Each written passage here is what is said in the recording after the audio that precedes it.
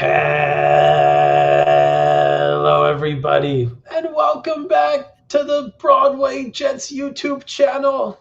You'll know me from Twitter as NYJ Mike. I'm joined as always by the master of receipts, NYJ Matt. And Matt, the Jets have dropped their third in a row.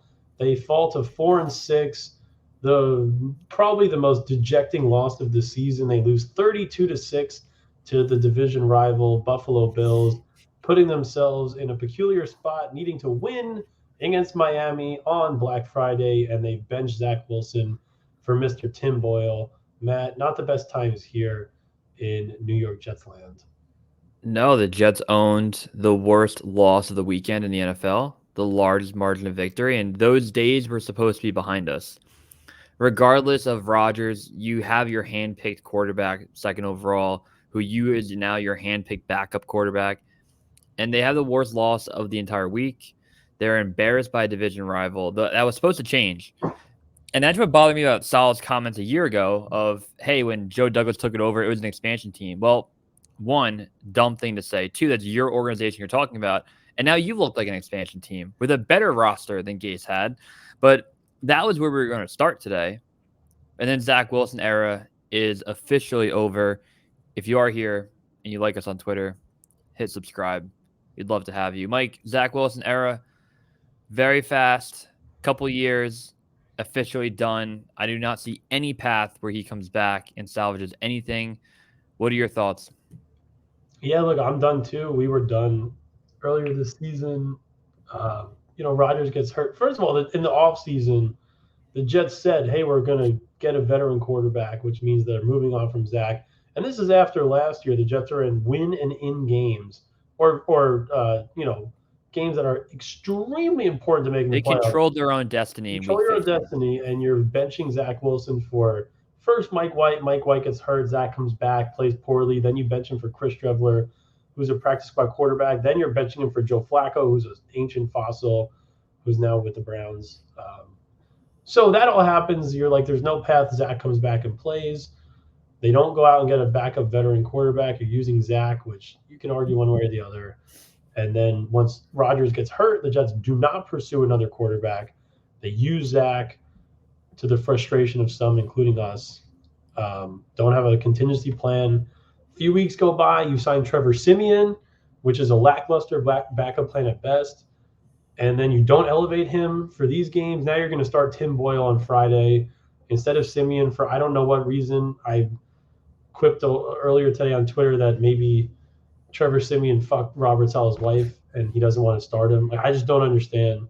But hopefully, we're going to root for Tim Boyle. He's throwing a tight spiral on Sunday. We're fired up. We're ready to go. But I agree with you, Matt. This is the end of the Zach Wilson era, barring God knows what. So it's been a frustrating time. I'll say this. Zach, in the beginning of his tenure, you would have thought he's like a prissy dude. It was disliked by some. No problem with the dude. He said all the right things. He tried hard. He put his body on the line. He clearly tried to do things to take steps forward, as in staying in the pocket. He threw a tighter spiral this year. He was commanding the offensive line better play action. He's just not the guy. Just not the guy. It's very fair. He could have been a cocky, arrogant Johnny Manziel type of bust, and he wasn't. I even think I was talking about the overrated comments after the Patriot game. They were tone deaf, of course, but the Patriot game, when he got benched for basically saying it's on all of us, not just the offense. We defended him because he was always, we're going to stay neutral. Even after a win, he'd be, it's a team win. We can't get too ahead of ourselves. In a horrible loss, he would say, it's a team loss. We can't get, too down on it. But what I find fascinating, and again, a lot of Zach Wilson's supporters on the timeline, nobody's going to tell you how to be a fan. If Zach Wilson's your guy, he's your guy. But when Tim Boyle comes in and completes like 40% of his passes and doesn't really do anything, their immediate thought is, well, that's, what are you going to do? Like, see, it's not just Zach Wilson. But that's the problem we have. The problem is we have Tim Boyle as a backup when we didn't want that. And the game starts with a fumble. And all week you hear about the juice, the practice, everyone hyped up. You come out And yeah, it's not Salah's fault that Xavier Gibson just fumbles the ball in the first play of the game. But there's no energy, there's no life. They're getting pushed around at every level. Even I think the only two people that had a good game were Thomas Morstead and DJ Reed. Only two guys I take back and I'm like, oh, they did everything they could. That's it. It was a disappointing game. And again, you can lose a normal game. You can lose 24-17 and you're like, tough road loss. It's tough to get out there and win that game with Zach but the boys fought and there's optimism. You get embarrassed at a 4:25 time slot against a division rival. Absolutely embarrassed. So dude, we have Jim Nantz and Tony Romo in the end of the third quarter talking about how it's tough to watch as a Jet fan, and it's just and again, like from our perspective, you lose last week, you lose the last two games, winnable AFC games, and you played hard, and the Jets obviously played a close game against the Raiders and lost, but you're playing against a rookie quarterback and in essentially like a must-win game, you lose, and everyone's dejected and beat down, and you go through the week, and you're like, it's Wednesday, you're like, are we starting to feel good? Sunday starts, and there's nothing. There's been too many of these games the last few years where nothing good happens at all. And then what you said, we gotta wake up. one moment to cheer. Yeah, and I really hate the fans that go out and say, why was I born a Jet fan? Why did my uncle convert me to a Jet fan when I was 5? This is so unfair. Poor me. There were 12 teams that never won a Super Bowl. Yeah. I hate those type of fans. No, I agree. Now, that's my point. Right, exactly. But you can be upset and frustrated. What I feel bad about for the fans is every single Jet fan has a family member, a coworker, a friend that you have to answer to every Monday morning. And you have to answer to on Tuesday and Wednesday and at Thanksgiving dinner. And all it is how is your football team that you root for so bad?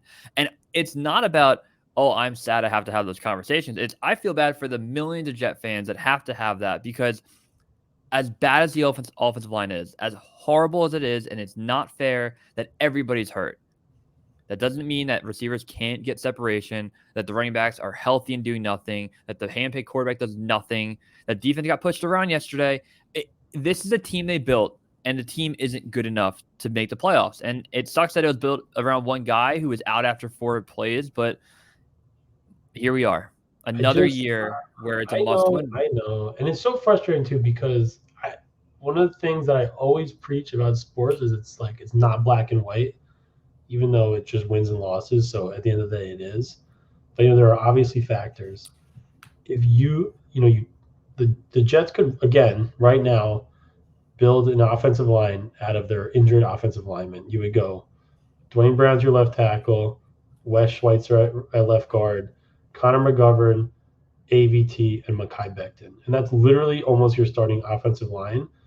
And then your quarterback is out too. And look, you want to say I'm making excuses, whatever. It's just, you built a team and you just lost the whole nucleus of your offense, the whole entire thing. Like, what would happen if you took away the entire defensive line and your main middle linebacker calling the shots on defense? It wouldn't go well. And those are better players too. And Quinn Williams is better than anybody on the offensive line, and JFM and whoever. But it's a lot. But imagine, like, to your point, you have to talk to the guy on Tuesday who's like, the Jets suck. What do you think? Why do they suck? And you're like, I don't know, maybe because 5, 6 of our offensive linemen are hurt. And he's like, they suck all the time. And it's like, you're like, all right, dude, go fuck yourself. No, I hate that guy. No, I get it. There is context around the offensive line. My defense to it would be of why you still can't get embarrassed is we wanted Tippmann to be a starter, and he is. And Lincoln's a Pro Bowl, but is a starting guard. Embarrassment. I'm not advocating for that. It's just right. Why are you 4-6? And again, they weren't getting embarrassed until this week. The Chargers game's not an embarrassment. They played like shit, but the score is not really indicative of what the game was. This is a fucking beatdown. But Mike, I would question the Chargers game. When did we have a moment to cheer during that entire game? No, it sucked, but it's a closer game than it was. 27-6 is not really what the game was. This is a real 32-6. We got lucky it was only 32-6 in this game. I don't know. The Chargers game, I take a lot more angst towards, because a team's flying west to east in prime time, a game that you are coming off a horrible performance that you win. You need that game to bump you up in the AFC, and you just lay an egg. I don't think Robert Saleh is getting fired. I don't. I think they're going to run it back for one more year, and if all goes to shit, Rodgers gets hurt again, or Rodgers doesn't play, everyone's gone. Everyone will be gone. So the pressure next year is going to be insane. But Robert Saleh's press conferences, he's a broken man, and there's no energy. Like, it is so lifeless to watch him talk, and it's sad because he's the most energetic coach we've had in 12 years, and he just feels beaten down, and he knows, and it almost feels like there's things out of his control. He hinted at a little bit today with the Douglas and the 2021 draft, and you don't know what he's rolling it, which I feel like it's usually more passive, but we never know. Mike, how many times are we going to have a coach say nothing but say something at the same time? Like, everything he says is just backwards and doesn't make any sense at the end of the day. I don't like Saleh's press conferences at all, especially with the injury bullshit, whatever. I feel for Saleh because I truly believe that they built a team that made sense. They wanted to win the defensive line specifically, and I mean the line of scrimmage, and they have. The defense has been unbelievable. So Saleh's like looking at his team, he's like, oh my God, this defense is going to be fucking sick, and it is. And it really is. It's unbelievable. And they didn't play well yesterday. And then it was like, we now have a Hall of Fame quarterback. We have X, Y, and Z weapons. We have a pretty good offensive line. Let's go. We're going to kill everybody. Of course, the quarterback and the whole offensive line get hurt. And I'm placing more blame on Joe Douglas and Nathaniel Hackett than I am Robert Saleh. I think Hackett, true colors are shown. I will make that move 100 out of 100 times to bring Rodgers in, and they did. I thought LaFleur, and I said this the whole time, I don't think LaFleur is the greatest offensive coordinator in the world. But first of all, you look at the Jets threw for their third most passing yards since 2000 last year. Second of all, you made this point a lot, Matt, that anytime Zach Wilson goes out of a game or misses a game the last couple of years, the Jets like throw for 300 yards or the offense gets life. Yep. So, is it on LaFleur? Is it on Zach? Yada, yada, yada. I think it's a lot on Zach. But this year, Hackett, look at Russell Wilson last year. He threw for 3,400 yards, 16 touchdowns, 11 picks. And this year, Zach is on pace for something similar to that. So it's like, I think it's more on Hackett.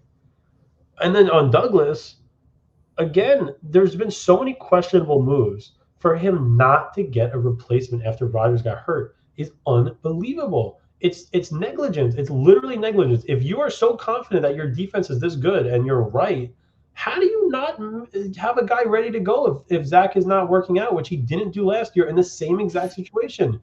And so, again, we talked about in the offseason, you said you're going to move off Zach, get a veteran. You get the veteran, fine. You say you're going to get Odell Beckham, you're going to try. They don't get Odell Beckham. They don't get another receiver. Corey Davis retires.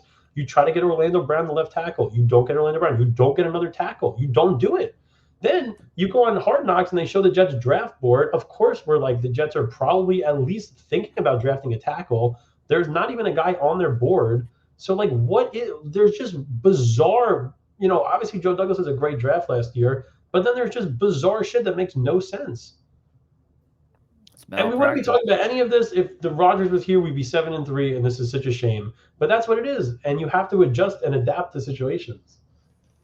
Not throw years in the trash and championship defense. Throw it in the trash. This could be if one of the best defenses in the history of the franchise. It is. It could be. It is.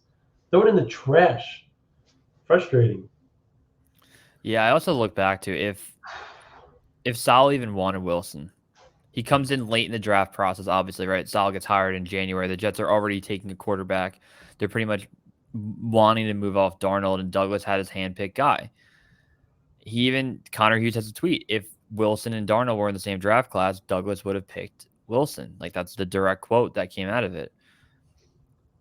Throwing years in the trash when you're in the playoff drought the Jets are in is unthinkable. And I have to watch every Sunday a team like the Lions turn it around. A team like the Texans that are Why are the Houston Texans on a clear path to getting into the playoffs? And I get CJ Stroud's having a phenomenal year, a top 5 MVP candidate year right now. Mike, tell me this. Why can you develop CJ Stroud in 10 games and take 3 years to develop Zach Wilson? And not only that, they were afraid to make him active at the end of last year. Afraid to make him active in a game that means nothing. He was so broken. He was so broken that they couldn't even dress him. And their whole thing was go to Utah, go sleep with one of your mom's friends, get away from the entire New York environment, and come back better than ever. And he came back, and he wasn't. And he did. The Saul comment today pissed me off so much. He was like, he was supposed to be able to learn behind Rodgers, but he got hurt so early. He had the whole summer. And if that is your plan, you're dumb. And if it's not Sal's plan, if it's Douglas, he's dumb. And if it's not his and it's Woody's or someone else, it is malpractice of the highest order. It's the worst plan. It's the worst plan possible. But just have a backup plan. God, and I cannot understand why they don't activate Simeon. He's been here for what? Since the Chiefs game? It's been 5-6 weeks. He doesn't know any of the playbook. You can't start this guy. Josh Dobbs can go fucking start in Minnesota and win games. He doesn't even know his teammate's name. And we're begging for Trevor Simeon. That's what we have to do. There's guys out there. They wouldn't sign Carson Wentz because they don't want to piss off Zach Wilson. Who knows if that's even true? 100%. 100%. And we're going to get shit on because we like Carson Wentz. But, Mike. Why do we get shit on? Because we like Carson Wentz. He finished second in the MVP. The last time he was a starter, he went 9-8 and had 27 touchdowns and 7 picks. Oh, shit on. Good luck. Come on. Come in the comment section. Well, what's the point? I don't understand. If any of us watched Carson Wentz's that season, 2021 Colts, we'd be like, wow, this is the best quarterback season we've ever seen except for Ryan Fitzpatrick in 2015. Unless you're an older fan and you saw Vinny Testaverde or 2002 Chad, Come on, dude. Give me a fucking break. Interesting. We made our accounts to bring some more positive light and some creativeness to Jets Twitter. We've had a fun time doing it. And I used to take things personal, like replies. I never took it too personal, but negativity or people fighting, I kind of don't mind it right now. I sit back and I'm enjoying watching people that are Zach Wilson defenders and people that hate Zach Wilson because we want to win football games. We don't care who the quarterback is. So what has your take been on the Jets discourse right now on Twitter? I kind of sneaky have been enjoying it, even though I'll tweet a quote of the press conference of of Salah saying it hasn't been a failure. It's been a series of unfortunate events. And 40 replies are like, what the fuck do you want him to say? I'm just putting the quote out there, man. I don't know why you get mad at me. People get mad at the smallest things right now. They take it way too personal. I get it. Look, if you're personally, like we were with Darnold, if you're personally attached to the quarterback, it does get personal. It's like, dude, that's my fucking guy. I thought this was going to be the guy. That's how we were with Sam. So I get it. It's fun it's better to be on the outside of that. It's definitely more fun to root for your football team when you love your quarterback. I'll tell you that much because, definitely, Darnold will throw a 12-yard pass in the third quarter. I'm like, let's fucking go, dude. My dad's like, we're 0-11. What are you talking about? So I don't know. It's just at least we know it's not the guy, blah, blah, blah. I just cannot wrap my head around how there's no backup plan. And it makes you, it's like when you value a person's opinion about a certain thing, and then they have such a crazy mishap of opinion, and it makes you then question all the things. And I'm talking about Joe Douglas. So Joe Douglas has a great draft last year. He does some things that you like. You're like, wow, I think Joe Douglas really kind of gets it. And then he does something that's so unbelievable that you don't have a backup plan for Zach Wilson after you benched him last year for Chris Trevler in a must-win game. How do I trust anything that he does going forward? Because it's a huge blemish, humongous blemish. Making him inactive is way worse than the Trevler benching. It is they were afraid to dress him. Play in a meaningless game, week 18 in Miami. You can't even play the guy. You have to play Joe Flacco, who I love, which everybody hates, which is fine. I just love old veteran quarterbacks who don't move around the pocket very much because I'm insane. But You know, and then you entrust the team the next year that has all pros on every level of defense. You entrust that same team with a 12-year playoff drought to the same guy and refuse to sign a guy until week 6 who you won't activate until week 11 when you're 4-6. I My don't get it, dog's man. being insane. My dog's being insane right now. Nelly is not happy with Joe Douglas's moves in the offseason. That's right, man. I can riff. I've been thinking about this all day. I'm so frustrated. Another thing, like then Joe Douglas, you try to go out in the on the trade deadline, you try to get Devontae Adams. Who's the other guy? Mike Evans. I think they tried to get, and you don't get these guys, and then you don't get another guy. You just don't get another player. And again, you're down a literal starting offensive line, and you brought Xavier Newman like up to be the swing guy, and he's dead. And there's just not a lot of guys playing, and it's very difficult to move the line like that, and it's hard to get a run game going. Yada yada yada. But I think there's ways to score more than 12 points a game in the National Football League. To your points, the Chargers, who are the 32nd ranked pass defense in football, came across the country in a primetime game in a must win game for the Jets, and you score 6 points. And it's been all season. And it's hard. Not fun. Not fun. But hey, we got 20 minutes in. Mike saying that Tim Boyle throws a good spiral last night when the Jets were down by a lot was fun. Mike, thanks for coming back from New York to watch the game yesterday. Oh, dude, anytime. I'm going to go take care. I have one more take while you mute it. The last take I'm going to leave everyone with. Let's put everything into perspective. Listen, I wore this to work today. I got my assistant coach outfit on. Listen, the last few years from 2017 to 2021, that's 5 years, have been horrific, where you're 1-7, you're 0-12, you're 2-9, all this garbage. We are still 4-6. We still have a game against the Dolphins on Friday that matters. If you can somehow win this game, you have the lackluster Falcons coming to New York the next week. We're not completely dead. The Jets were 4-6 in 2009. They went to the AFC Championship game. If Rodgers has no chance to come back, I don't think I'd be saying these things. But if you could somehow be 6-7 or 7-7 or anything like that, you have a chance. You have a real chance. And we're not throwing season in the garbage. I'm not waiting until next September. Rodgers can come back. If he's medically cleared, they're going to play him. We have still a chance. So we match up well with the Dolphins on defense. I'm ready to get hurt against that. Come on. I'm at 90% the season's over, which is way too optimistic compared to like what the natural view would be. I'm at 90% done. If the Jets lose on Friday, I'm at 99% done, because then they would need to go on a 3-game winning streak, including another win against Miami, or a win against Miami, for Rodgers to come back. And then I'll bring it back to like 50%. So I get it. Not a good feeling. Way worse of a feeling this week than last week. But just to put everything in perspective, we used to wish we were 4-6. We did. We literally would say, we're like, I wish I was 4-6. I wish we were in the hunt graphic. We were in it last night. It's not good. It's not what I wanted. Like, I know. Come on. It's just, you have to. There is context, but we have to look at things from a broad perspective, where we've been horrific for the last few years. Your quarterback dies on the first play of the game. This year, your Hall of Fame quarterback, your whole offensive line is dead.